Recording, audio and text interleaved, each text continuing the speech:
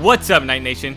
My name is AC Flow, and this is a review of your top guy, your QB1 for your UCF Knights, Rhys Plumlee. University has gushed about him enough, media has gushed about him enough, and I definitely will too. This guy is a stud, and there is no question about his athletic prowess.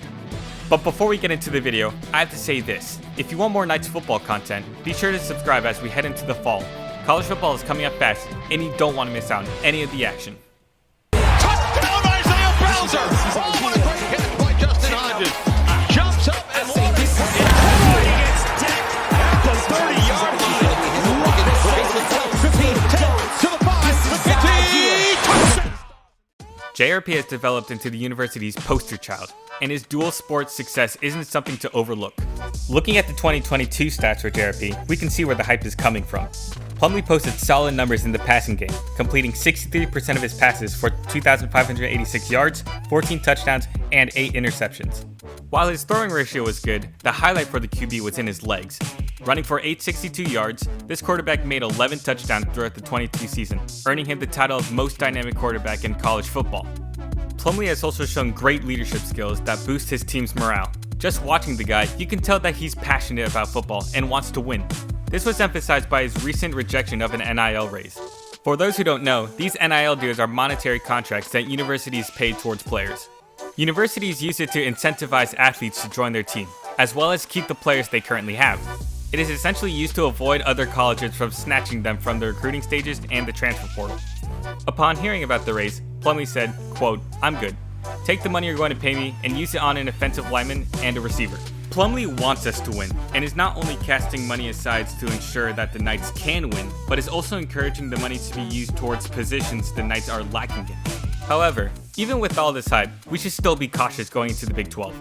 From what we can see now, Plumlee will arguably be the deciding factor for UCF's success next year, and it boils down to his health and consistency. The Knights looked great during the first 10 games of the season last year.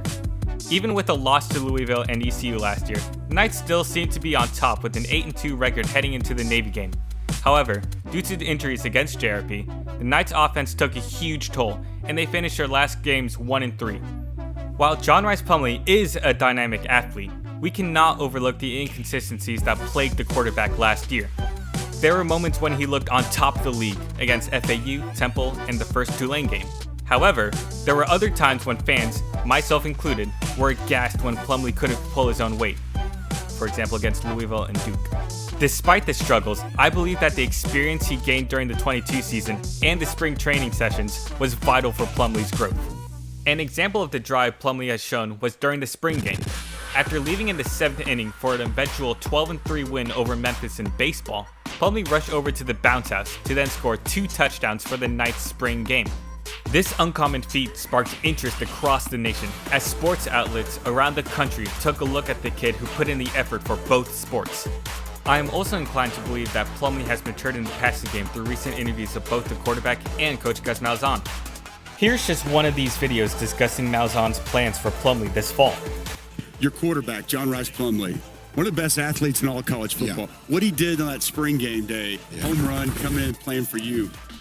How do you keep him healthy, though? Because he's a dynamic runner. It's a weapon. He's, got to be more consistent as a thrower. But there's a difference when he's healthy and he's not. How do you keep him healthy? Yeah, that's the key. He can't be our leading rusher, okay? We ran him too much. You got to keep in mind, he didn't play quarterback for a year and a half before last year. He was learning as we were playing games. And then he hit a stride and started playing at a high level. And if he hadn't got hurt, we'd have finished really, really well.